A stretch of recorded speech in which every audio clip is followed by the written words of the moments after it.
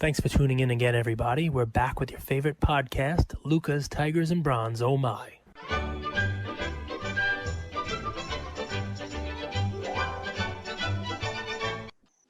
Welcome back to another episode of Luka's Tigers and Bronze. Oh my. The best sports card podcast, in my opinion, in the world. And we bring you winners, hopefully day after day after day. And Tyler Hero's a winner. And I'd love to hear what you thought of you played with him a little bit in Thrive Fantasy. You had Jason Tatum on your roster. I think you had Jaylen Brown, right, who cost you some money with a steal. Yeah, I mean, listen, it's funny. It would have been even more money, but I love that I was obviously paying attention to the game last night, and the format of the fantasy that I was playing on the Thrive Fantasy app is different. It's not like, okay, pick these players, you need to get points. It's, is this person going to have this many rebounds, over or under? So, there was one of them where Jaylen Brown's over-under prop was, will he have a steal or not, basically. It was over-under a half a steal. Really? So that was the prop on Jaylen Brown, right? So you're like, I say, no, he's not going to have a steal. And then with like 2 minutes left in the fourth quarter, I send you a picture of me winning like $700 on one of them. And then I refresh it and it's like, he got a steal. No, like it's worth $40 now. And I'm like, it's crazy how that happened, But yeah, it's different to watch, like Goran Dragic, right? He had all these points, right? He was scoring and he had these great moves. But the over-under prop on his was 8.5 assists and rebounds. So, he had 5 in the first half. It looked good. Then he had 8 with a couple minutes left in the game. And every time he touched the ball, I'm sitting there going, don't shoot it, pass it. Just come on, throw a lob up to Bam and let him dunk it. Get that damn assist. And he never got it. He had a couple nice shots in the fourth quarter, but never actually got me my last rebound or assist. But even missing those, I mean, I cashed on every one that I entered last night, which is fun. You know what I was thinking about when you were talking about that? I would play Tyler Hero over points, over rebounds and assists. Because what teams do sometimes in New Age, and this team reminds me of the Warriors so much, this Heat team, the Warriors in their early days. The reason why the bigger guys box out for the point guard is it speeds up the offense, right? You're able to get across half court in just a few seconds, and you could get in your set with 22 seconds left on the shot clock. As opposed to when Bam or some big man, and Bam could dribble the ball up the court too. He reminds me of Draymond, by the way, in a lot of ways. He plays that kind of way. It's just so important. They're boxing out for Hero. So I think that's an interesting play. Not even over points, over rebounds and assists on him. So the number on him, I keyed him on every single one last night because of you. Because, obviously you say Hero and, it's that's your guy. But his number was over 18.5 points and assists. Mm-hmm. So, I mean, he got that. I mean, beginning of the third quarter, I think he had it, What would you say? So, like, right now, if you were buy, sell, or hold Hero after what you saw last night? Today, like this minute? Yep. I would hold him because I think the team's going to the finals. And coming into the playoffs, it was more of a lottery ticket that maybe he's going into the finals and going to have a relevant role. But, he's a name now to you and me and our listeners here. And, he's a name now to people who are in the hobby, people who collect. But what will happen to him is akin to Juan Soto last year. I knew who Juan Soto was last year because he was a highly touted rookie and everybody knew who he was and he had to buy his cards. But when I came into work during the World Series last year, my coworkers who don't own a single card know who Juan Soto was and, talk about, hey, that's that guy doing, he's dancing in the batter's box. And you see this young kid hitting home runs in the World Series and that'll be Hero. I mean, it's a very different thing when you make it to the finals and it's televised and people are watching it who normally wouldn't watch it. And if he wins, forget it. It's amazing to see how he has changed his role. I mean, I talked to you about this. Van Gundy does a good job of it because, a lot of people don't look back on this because it's a couple weeks ago, but Ja won Rookie of the Year with Zion in second place. They had 3 finalists for the award, and the number 3 finalist was Kendrick Nunn, a guy who we haven't even seen this series, right? He's on Hero's team, right? So after he goes on a tear and has 12 points in the second quarter, Van Gundy's like, let's go. Let's take a pause in this game, walk over to the sidelines right now, and revote on the All-NBA rookie first team, because he didn't even make the first team because, they can't have both of them do it. And he made the second team. It's irrelevant, really, right? I mean, the kid doesn't care. And, he wasn't drafted that high. He's a Kentucky kid. He's going to come into the league with a little chip on his shoulder, and he walks out there with the swag thinking that he's the best on the court anyway. So it's just another thing to add fuel to the fire, right? So I kind of like it for him, right?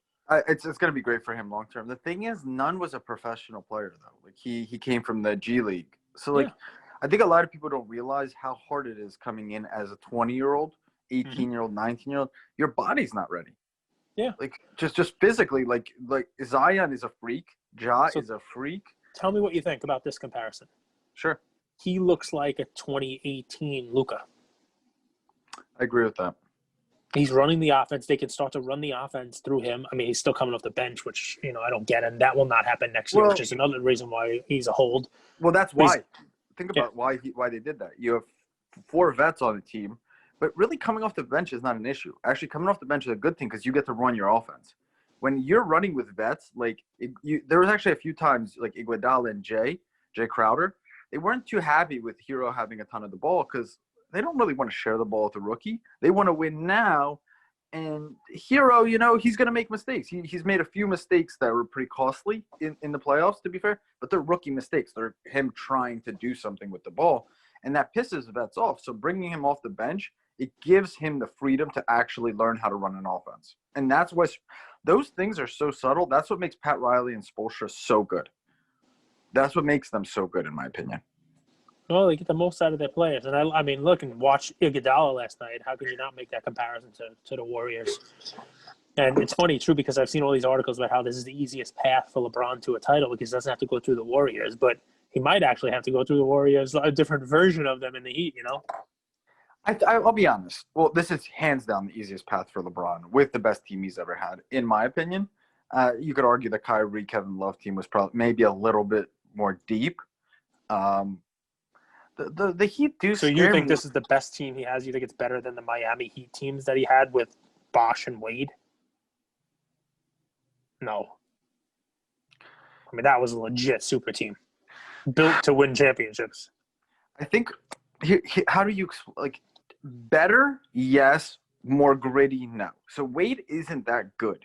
Like if you look at Wade's numbers, he's not really that great of a player, but he's super gritty and tenacious, and he's going to be nonstop attacking. So what frustrates me about Anthony Davis is, in my opinion, Anthony Davis is a top 3 player in the league, but he doesn't always play like it. He's a little bit shy. He's a little bit more passive, Yep. Whereas when Wade got on a heater, man, he would just chuck. He would chuck. He would chuck. He would stay attacking. Where I think Davis, and I don't know why that is, he doesn't always attack. And he could get a bucket every single play. Like, he shouldn't be scared to take 30 shots in a game. Yep. He could pull up for 3. He has a mid-range. He has a fadeaway. He can get to the cup. He can finish with both hands. And he's 7 foot tall. Like, dude, Anthony Davis is a freak. Yeah. No, and I think he could do more. And I think as maybe in the finals, he'll have to do more. You've been saying it all along, right? That LeBron and Davis and the team seem to be kind of on cruise control. Seem to be going at 60%. It's going to be interesting to see tonight. Like, they really are. And Jokic is kind of a funny guy too, which is like, I think he's confusing cover. Like the shots he makes, you know what I mean? It's like, it's like so weird. But he's effective. Jokic is a tough cover, man. Oh, we'll see what happens. I mean, look, the Nuggets. You almost got to figure if they go 2-2, they're going to win the series because, if they go 3-1, they win the series. So 2-2, they're even a better spot. Listen, if it goes 2-2, that was what my son's prediction was. Remember, he says they're going to be 2-2, but then the Lakers are going to win the next 2 games and win it in 6. But we'll see. We'll see what happens. It's very interesting. Basketball. I like it. I like it. And here's one thing I've noticed. Here's one thing I've noticed. I've been thinking a lot about, like how NFL, like Bill Belichick doesn't always open up his playbook. Mm-hmm. You've heard that. Yep. There is that same thing about LeBron. Like if you've noticed, he hasn't taken a ton of shots, like actually jump shots. Yep, it's true. And I think that's interesting. I find that very interesting actually, because for a team like them that doesn't shoot really well in general, Why is he not shooting? And I'm wondering if he's going to shoot a lot more in the finals, because he does feel like he's very much on cruise control, and he's playmaking, and he's getting the other guys involved, and then he could add that to his repertoire anytime he needs to.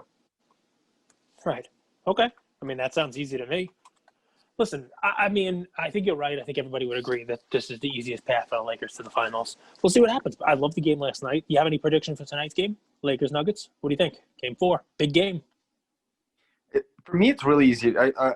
It's really easy for me to predict the Heat, Celtics, Raptor, because both those teams compete. With me, the Lakers, it just depends which team shows up. So, like, if I'm betting that game, I wait till halftime and I hop on the second half line, because that way I'm able to see which team shows up. It's just frustrating. I don't like that I don't like teams that don't compete. So it's a gamble. I don't know. I don't know if they're going to play half-assed, or like if they're going to come in and just blow them out. Because if they play their best, they could blow them out by 30. Right. Well, how come they're not playing their best? What's the story there? Like, how could a team that has a championship on the line not be playing their best every time? Is it saving their energy? I mean, what's the story? I think LeBron has, like, you need to remember, like, LeBron's been in the league for 18 years. Mm-hmm. There's been times where he's played his best and he's run out of gas in the finals. Actually, a really good example of that is when he played for the Heat, and remember he had cramps in the finals. Were they menstrual? Menstrual? He had cramps. Spasms is actually a better way to put it. Okay, better. Not like girl cramps. I don't like LeBron, so I had to make that joke. Sorry, audience. It's juvenile of me, but I'm not a LeBron fan. He will never be Michael. He'll never be Michael Jordan. I don't care what any of you say. But like he has blown teams out. Like if you go back and watch his early round games, he would dominate the playoffs. Straight up blow teams out, cover the spread, sweep after sweep. But what would happen is when he would get to the Warriors, or he would get to OKC or the Mavs, he would be burnt out. He wouldn't have that extra gear. All right, so listen, is half power going to be enough to get to the Nuggets? I mean, is he cutting his nose? I mean, like, that's the deal. I mean, I guess we'll see tonight. So let's on to the more important stuff.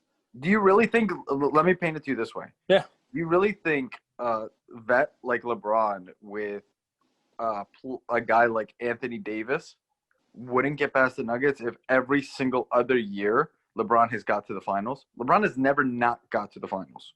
Yeah, but he's also never not got to the finals in the West.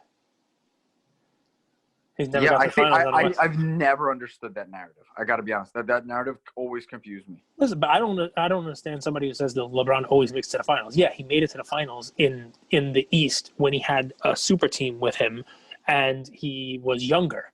He's also never tried to go to the finals as a 35-year-old, playing at 60% power with this Lakers lineup, where the majority of the team, besides Anthony Davis, has been invisible. I mean, where is Kyle Kuzma? Where is the rest of this team? They're doing nothing. I mean, Caruso was like their number 3 contributor. It's crazy. Yeah, you can look at what he's done in the past, but I look at who he's had with him, who he's lined up with, and he's had easy paths to the final in the East, I believe. I think this might be his easiest path to the final, and I want him to get to the final because I want him to lose in the finals because I want that to be what he's remembered. 3-7. I want him to be 3-7. I want him to be 3-7 in the finals. I want LeBron to be 3-7. I want to start making T-shirts that just say 3-7. Use the Calm app for that, my friend. All right, so let's talk about Thursday Night Football. Yeah, I just looked. Jags Heat.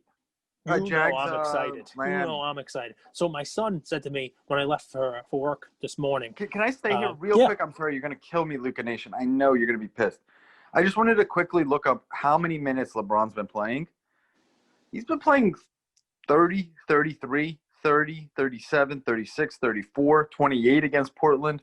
He's been playing 37 and 36 the last 2 games, but that's an interesting stat. I think he's going to start playing closer to the 40 minutes in the finals. All right. Thursday Night Football. Minshew mania. Well, I mean, that's the thing, right? So it's funny, right? Because, I'm a Minshew guy, and my son and I love Gardner Minshew. And it's fun watching the Jags. That they should be 2-0. But, hey, look, it is what it is. They're having a better season than most thought. They had a pretty tough lineup. I'm definitely getting some daily fantasy, lineups in for the game this evening. But the funny thing was, I left this morning, and my son says to me, he's like, "Hey, Dad, I know we're going to see Minshew. I know he's going to play great, but how come we're not seeing Tua? Where's Tua?" He said. Because, it's Miami tonight, right? It's Miami against Jacksonville. And I tried to explain to him how, a lot of times when a rookie quarterback comes in, the team will still go with a veteran so that the rookie quarterback can learn, especially somebody like Tua who's coming off of an injury and all that other stuff. And he's like, no, but people are paying all this money for Tua cards, like how he's got to play, to justify that. This is my 7-year-old son, right? So I'm like, yeah, I get it. And I tell people to be cautious with Tua, but he could turn into something, really good, especially, Miami's offensive line's not so great. Their defense is not so great. You don't want to kind of throw him to the wolves. And he got it, but he's upset because it's, a nationally televised game, and he was hoping to see, the rookie. Fitzmagic is he's solid. I like him. He's serviceable. He's serviceable. That's a great. So what's funny is we actually like Fitzpatrick. We actually like him. We watch him play, and he does more with less all the time. The beard's getting a little scary, but yeah, he's serviceable, and he understood it. But it would have been really cool if Thursday night football game was my man Minshew against Tua having his coming out party. But it's not. The thing is, football isn't like basketball in the sense like for Tua, maybe the best thing for him is to sit a year and learn under Fitzpatrick. Where for Hero, it's better to come in and play because you put a quarterback in there that's young, raw, coming off an injury. You could have a Robert Griffin the third on you. It could happen really quick because they're not able to get the ball out of their hands as quick. They're not able to read defense as quick. These guys these pass rushers come fast and they come hard and they're trying to crush them. So I don't know. I would say it's dangerous to put in a rookie quarterback before he's ready. You think if it wasn't for COVID and you think that there were fans coming to the games and it was, a situation where you're trying to pack the seats, you think they'd be starting Tua? Is Tua that good? I mean, I know he played for Bama, but it's really hard to judge a quarterback on Bama when every single player on your offense is significantly better than them. Tua more fits the mold of the up-and-coming quarterback superstar a la Russell Wilson, Kyler Murray, Lamar Jackson, more mobile with an arm, maybe even more in the Mahomes ilk than a Ryan Fitzpatrick does. He's definitely putting more people in the seats than Ryan Fitzpatrick does. He's definitely putting more people in the seats. Kyler has legs. People forget Russell Wilson was like 22 or 23 when he was drafted. He played 4 years of college and transferred. Mm-hmm. So, like, Russ didn't come in as a raw 20-year-old quarterback. Like, Russ was legit. I think he should sit a year. I really believe it. Like, a year at 20, coming off of a pretty serious hip injury, whether you are putting fans in the seat or not, like, what puts fans in the seats long-term is winning, not just a brand name. Yep. Listen, I agree with you, but I would expect the Jaguars to have a great night tonight. Yeah, me too. That's my I'm stacking the hell out of the Jaguars. It's any overs on Minshew. Minshew is going to have yards like crazy. I mean, he had a huge game last week, and he's a throwing quarterback. He runs, he scrambles, you name it. But did anybody see what Josh Allen did to the Miami defense last week? I mean, that's a guy who runs and throws little. I mean, he had 400-something yards passing last week against the Dolphins. The Dolphins kept it close. And I anticipate the game being pretty close too because they're both teams that kind of like play to their level of competition, and I bet you it comes down to the fourth quarter won't be boring. I don't think it's gonna be a blowout, but I think there's gonna be a lot of scoring in the game. I mean, the Miami defense is not that good. Two gunslingers, really two slingers. Yeah, so I mean, it's gonna be cool. My pick actually for cards, and it's an interesting play, right? Because I've told you guys not to chase rookies. Don't chase the football rookies, right? Because Mosaic is overpriced and it's crazy and it's the whole deal, right? So the Jaguars have a running back, James Robinson, an undrafted free agent, all right? But here's what's interesting about this. Last year, at right around this point in time, I started buying up all the Gardner Minshew cards I could find on eBay. All of them. Didn't matter what it was. They had, what was it called? The Luminance. Right, Luminance, there was a card. There was the draft cards that were out there. I didn't buy Leaf, but there was like Prism draft picks cards of Minshew. And I was buying them all, buying the autos, buying the camo, I was buying the whole deal. So there's no mosaic of James Robinson, but there's a bunch of score cards of him still in his college uniform, and there is the Prism draft pick stuff. Nobody knows this guy. No one knows him, even though he had 100+ yards running last week and added 3 catches last week. He's got the national spotlight today. And, he's the only game out there. You're going to have Minshew mania, and you're going to have, a lot of people talking about the Jags' surprising hot start. And I think the Jags win tonight. I think they go to 2-1, which, that might be half their win total for the year, by the way. But after tonight, they'll be 2-1, and people are going to be talking about James Robinson because he's going to have over 100 combined yards again. And if you're going to look at daily fantasy, stack him. Put him in there. He's going to have some receptions. He's going to have some receiving yards. I think he's probably going to score a touchdown, because he is their running back. Remember, they've handed the keys to this guy because they cut Fournette. They got rid of Fournette. He's gone. And it's this guy's backfield. It's not a backfield by committee. It's his job. So, just a quick look on eBay, and I saw the score rookie card of him. It's card number 382. Mm-hmm. And you can get it for $2. I see. Score is the brand. Score is the brand. Yeah, it's Score. That's the brand. It's a Panini product. Oh. It's got the Panini rookie on it. It's got the RC on it. It's got all that other fun stuff. You can take a look at it. What's the number? Number 382. Score rookie. You see him. He's there in his college uniform. Interesting. I've seen him. $1 a piece. Plus shipping. Try to find somebody with quantity. And I would also what's cool is for a couple bucks you can get parallels on them. There's black border parallels. There's yellow border. I see a black border parallel right now for $4. I see a yellow one here for for $8. That went to Illinois State. He wasn't in a top college. He wasn't he wasn't there, but he had 100 yards and a touchdown against Tennessee, and he made. I think Panini Instant had a card for him also that was out there. Don't shy away from the Prism draft autos on him also. I think also Contenders draft pick. I see him on here. They're $10 or less, and you can pick these cards up. I love it. I'm trying to look at these. So here's a lot. Hopefully, maybe the first person who looks at this. A lot of Score. It's got a red border parallel and 3 rookies of him. So 3 Score rookies and a red border parallel. It's $11.99. So $12 you get the red border and 3 of his other rookies. You can get. I'm trying to find the cheapest autograph that I see out here. I think for $20 ish you can get an auto. I see a Score auto for $25 or best offer.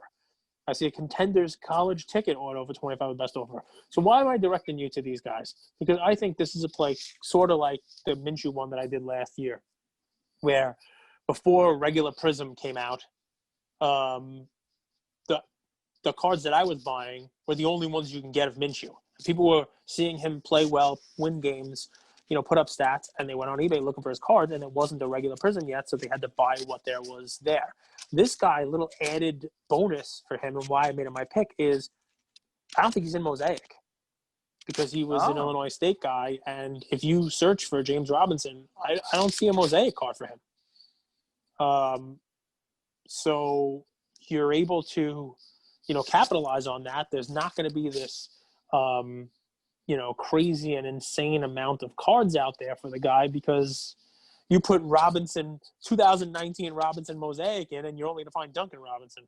So that's really good because people aren't looking his way right now, and there's not this huge supply of his cards. That's going to cause him to go up. This guy has a game tonight that I think he's going to go after, and those cards that I'm telling you to buy for $3 or $4 are going to be $8 or $10 or $12, you name it. So it's a quick, easy flip. I'm not even telling you to grade these cards because that's not what I did with Minshew last year. I was buying all of his autos for 10, 15, 8, and selling them all for 25 or 30 the following week or 2 weeks later. That's it. Quick. I love it. I'll tell you why I love it. I don't love the college uniform, but we'll come back to that in just a second. Me neither, but he doesn't have any. He doesn't have any cards right now in pro uniform. Exactly. And maybe it's a play that you could also spot when Prism comes out. And we'll talk about that in just 1 second. But I went on Instagram, and this account I love to follow is called Form Shooting. And it was showing Tyler Hero practicing his shot at the McDonald's Jordan Classic in 2018 while everyone else is playing and sitting. And why do I bring that up is guys like Fournette, you got to understand, oftentimes these guys that are really hyped up, things come easy to them.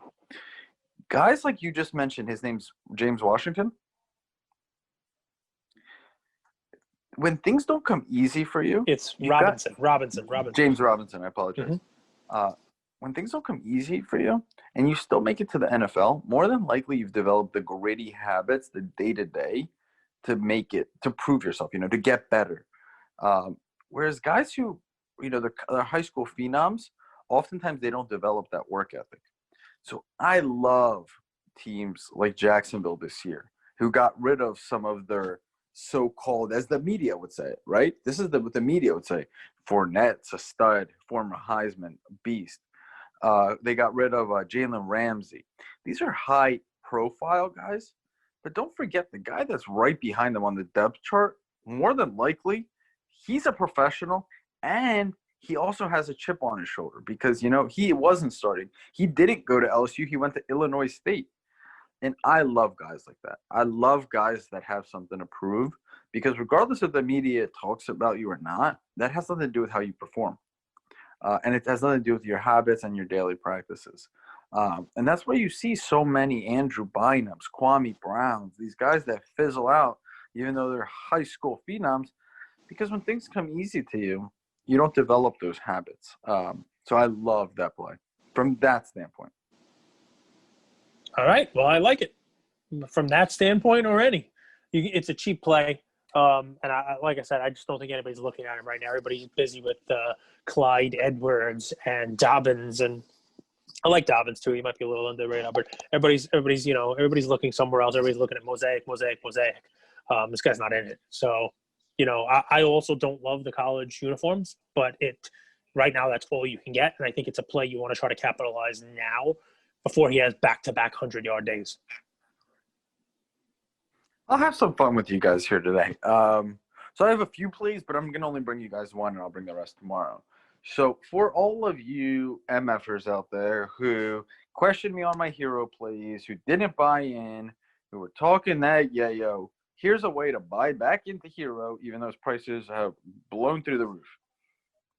Get the Tyler Hero Luck of the Lottery cards, raw or silver. They haven't been subbed more than likely, and you could pay a little bit of a premium. You could get the Luck of the Lottery base for probably $5 to $12.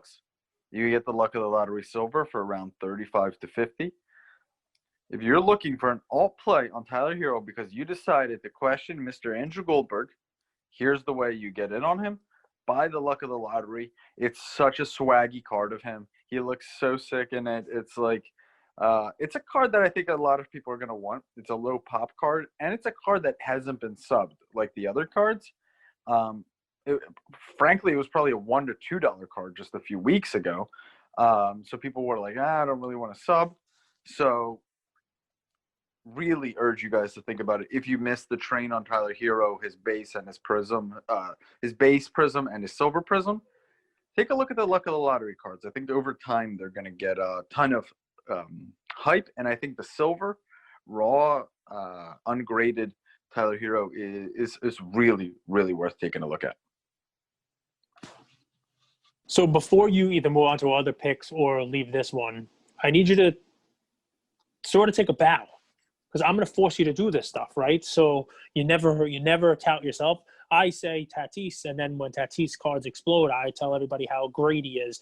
I say Kyle Lewis and Jake Cronenworth, and wouldn't you know, even though you didn't know who either of those guys were when I said them, and Cronenworth was a throw-in on the Tommy Pham trade, I think those two guys are going to win the Rookie of the Year, AL and NL, and you guys are going to be happy that you were among our listeners. I like to toot my own horn, as they say, right? I like to say how great I am. But no matter what I have done here, and I've made some really good picks, nothing compares to your hero pick, then your second time doubling down on hero, and then a third triple down on hero when I basically was like, this was the beginning of August. I mean, you first started picking them end of July, middle of July to end of July, you're picking hero when, trust me, nobody else is looking at this guy, and now everybody's talking about him. I got friends coming out of the woodwork texting me this morning saying, "Hey, you're the card expert. Is this guy hero for real?" I mean, I want to say to him, yeah, but you were all laughing when I told you to listen to the podcast and telling me, "Oh, why is Andrew pick Tyler Hero with every episode?" So do me a favor, man, take a victory lap. What did you see? Remember that guy that texted you when I played Hero the third time, and he's like, "Does this guy know anything other than Tyler Hero?" Yeah, that's what he said. He's like, "Why? And what's funny about it is I went back and I listened to the episode. I listened to our episode the third time you picked him, and I was like, I'm done. I'm finished. Yep. You can't do this, man, because this is going to be the keep picking Lucas Hero. Tigers and Heroes show. Yeah, and you were like, listen, this is still a winner. It's as much of a winner as it was before, and it's, people, they got to get in on it. Maybe there'll be people who haven't heard the first two times, and here's the third, and here's why. And you were right. So what did you see? What do you still see? You asked me whether Tyler Hero is a hold or a sell or a buy.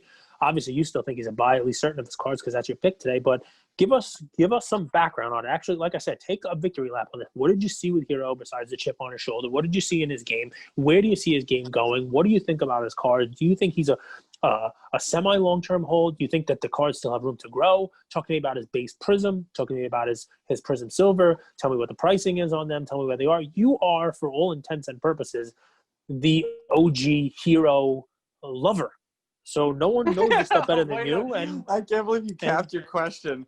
That's it. Call me the Hero lover. That's Jeez, it. what a great question. And then you went there. Oh my God. But I mean, what I was gonna say, you're a Hero nut hugger, but it sounds terrible. So I mean, you're a fanboy of this guy, and you have done. No. Let me jump in here. Yeah, please go. So, if I were to say Apple stock is underpriced, and then I would hop on a week later and say, hey, guys, Apple's still underpriced. They're making $30 a share. Their iPhone sales in China and Asia are exploding.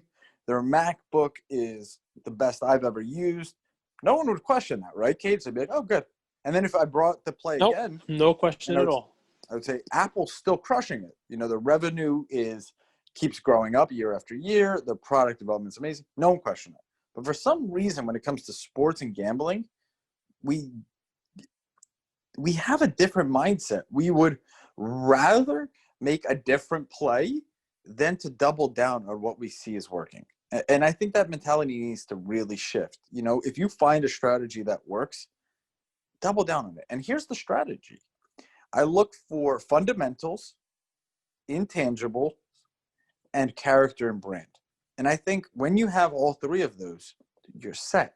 So fundamentals, work ethic, and you actually shoot the ball well. And let's use basketball. You have fundamental, like you dribble the ball well, you could pull up, you could get your shot when you need, you could get to the bucket, you could finish with your right hand, your left hand, you could rebound properly, you could pass the ball well. So, like, for example, you look at Lonzo Ball. He doesn't have good fundamentals. I like the guy. I think he's a big brand, actually, but he doesn't have fundamentals. So, one, fundamentals. Okay? I love fundamentals because I think fundamentals, like habits of working hard, that's really hard to change at the professional level. Cool? And you could use that with quarterbacks too, right? So, like, of course, there's some quarterbacks that change the fundamentals of how they throw. But if you actually look at it, all successful quarterbacks have really good fundamentals, good footwork.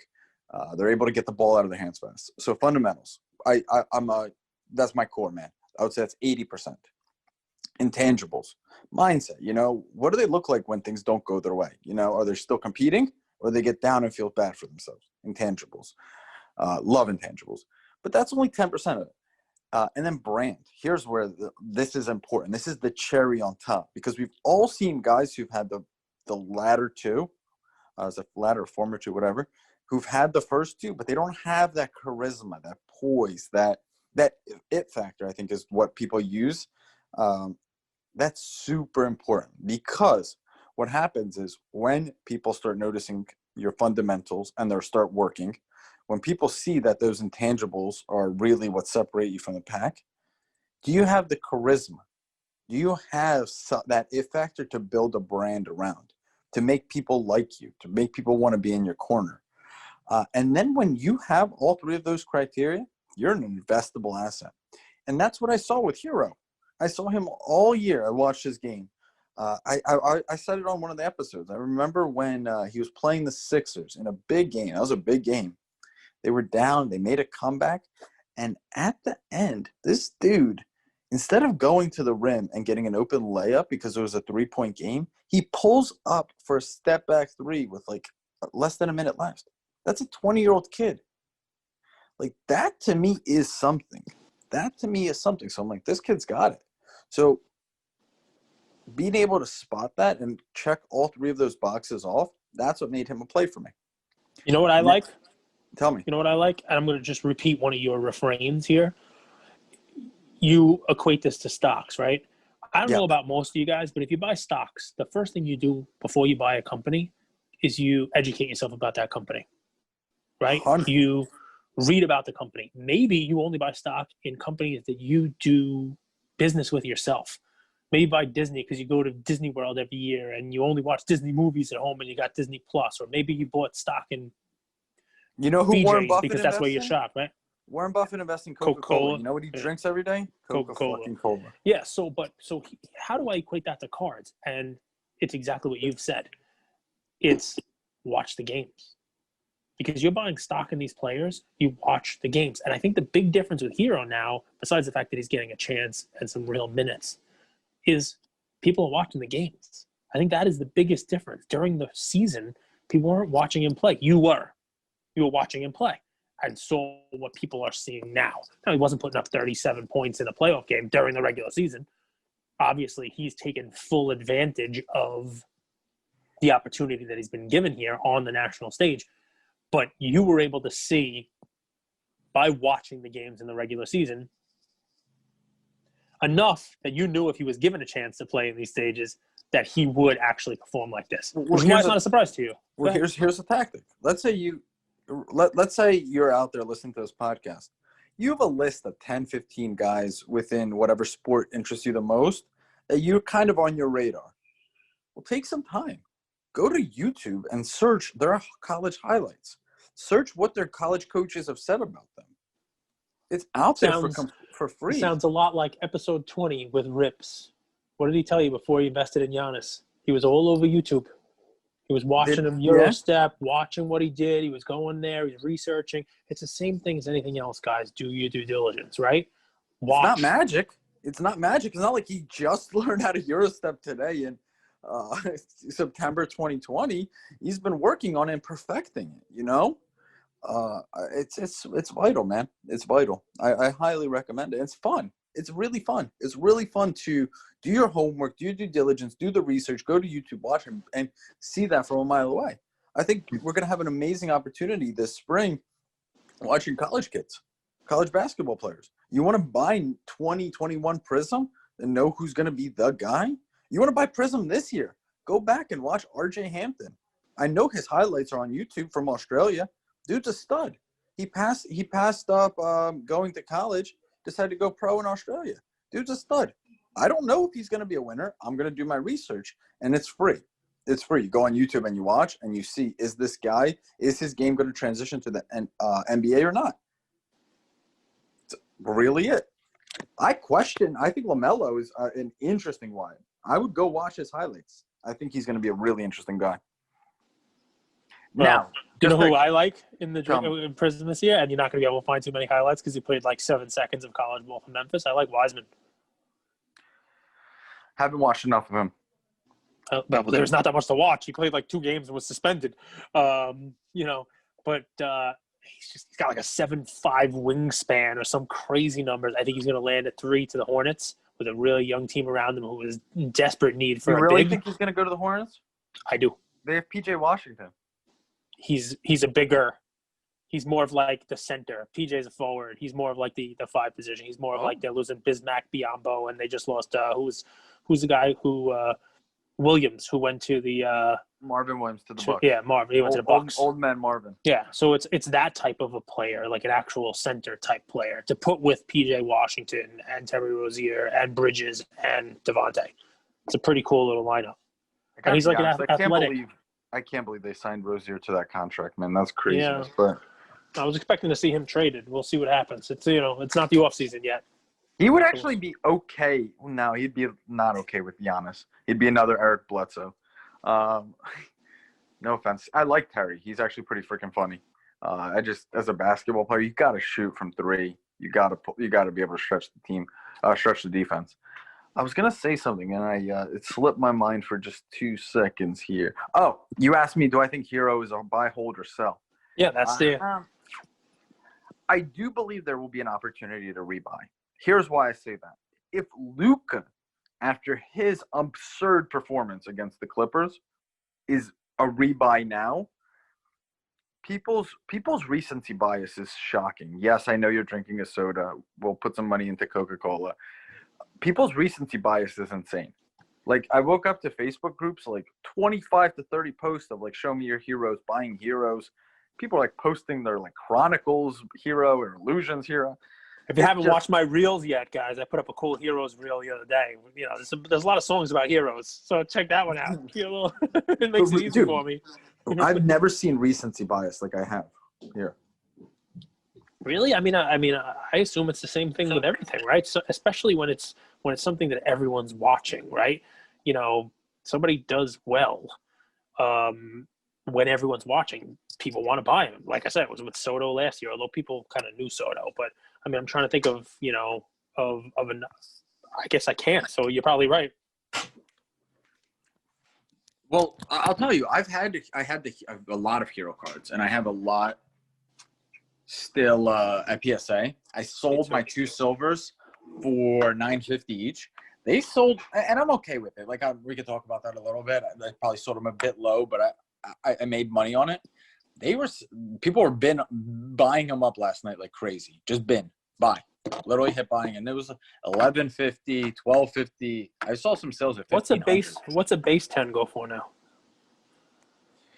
Sold for over $400. I sold one at auction right now over $500. So like today, you could be a $500 card, base 10, and you were telling people to buy the raw cards for $20. Pretty insane, right? It's nuts. It's nuts. But that's the kind of value we want to bring you guys, Luka Nation. That's the kind of value we want to bring you. And believe it or not, one guy traded me. Sorry. No, I'm going to say what you like the most is hopefully people who are listening to this who made that play based on you, tell them to buy it, did it. So here, guys, this is just a little insight into my co-host here. The thing that wakes him up in the morning is being able to come on here and trying to help you guys out. So you know what I would love to hear the most when we post this? Comment on it, right? Actually interact with us. You don't have to DM. I want a conversation starting on it, because I can tell you guys, after the 3rd time he made the play and said, go out there and buy these for $20, I waited 72 hours. I'll put a picture up if I can. And I bought 8 hero-based Prism cards. And I sent them all into PSA. I don't know what they're going to grade. I have no idea. I want to know if anybody else did. Did anybody else grab some Tyler Hero Prism cards, whether it be a PSA, whether it be a silver, whether it be a base, you name it, $20, $22, $18? Can you do me a favor? And if you listen to this, and I know there's a lot of you guys listening to this, post a comment when we publish this episode tonight, while you're watching the game, whatever it is, post a comment and just let us know. I got 1. I bought 3. I bought 2. You know what? I couldn't find a Prism that I like, so I bought an Optic. You know, I want Andrew is not doing a good enough job of patting himself on the back. So I need you guys to give him a little kudos, because I listen to a lot of podcasts. I watch a lot of sports, and I basically go home at night and just live sports cards. I'm on a million groups. I check into break rooms just to see what the cards look like when they're being broken. I mean, I spend a lot of time in this hobby, and nobody was picking this guy besides Andrew. Literally nobody. Now, there are people who are going to come out of the woodwork now and say they're fans or they liked him, but nobody was doubling and tripling down on Tyler Hero a month and a half, 2 months ago, like this guy was. So do me a favor and let us know if you got a win because of Andrew. Let us know if you bought some cards on him. It'll make me happy. Thank you. No, I appreciate that, man. That was really kind. I'll leave it there. That was really kind, and you hit the nail on the head with who I am and how I feel. Well, listen, guys, we appreciate you. We love the interaction. We love the listener count. It is amazing. Honestly, it's been just over 2 months, and I can tell you, our listening audience has already exceeded our expectations on this. And we promise to just keep giving you content. We promise to keep coming with content every day for you guys. And we want to expand it. Andrew, you want to give these guys and tell them what we're thinking about doing with YouTube? Tell them it's coming soon. It's coming soon. I want to get it on YouTube. I want to get us on a few different platforms. I want to add clips from our episodes and put them on IGTV as well. So I got a friend working on that, Mr. Bruno Rezak, my friend from Croatia, who loves all things sports. He's helping us with the production part of it. And we're working hard. We're working hard, and we're hoping to, because here's the thing. I know everyone can't go and listen to a full-length podcast. So I want to bring you clips. If you have a 2-minute, 5-minute clip on IGTV that you could, sit on the toilet and quickly listen to, that would be a dream. That's it, man. You gotta love it. That's when you think of taking a shit, think of Andrew. So there you go. So it's great. I love it. You're a genius. So guys, the point here is we're trying to expand this. We're trying to give you guys what you want. Let us know. You got any ideas? You want to see us do a certain episode? You want to see us talk about a certain thing? We got some really great ideas yesterday, and there really are a lot of people asking for us to do kind of like a grading episode, the ins and outs of grading, the differences between the grading companies. And that kind of stuff. So we definitely we have to do that, Andrew. We definitely have to set aside some time and do kind of a grading episode. And maybe it makes sense. And guys, let us know what you think about this. Maybe it makes sense to bring on somebody who does grading. Like a subber to talk about why what kind of value they bring. Maybe that could be a market mover segment for next week or the week after. All right. Love it, Luka Nation. Thanks, Cage. Thanks, everybody. We'll talk to you soon. Have fun watching that Thursday Night Football. Minshew Mania. Put on your mustaches. Talk to you later. Thank you for spending some time with us on another episode of the Lukas, Tigers, and Bronze Oh My podcast. Do us a favor and like, subscribe. You know what? Don't just like and subscribe. Everybody does that. If you like us, tell your friends, tell your neighbors, tell your enemies, tell everybody. And we hope you got something from spending some time with us today, and we'll see you next time. Thank you.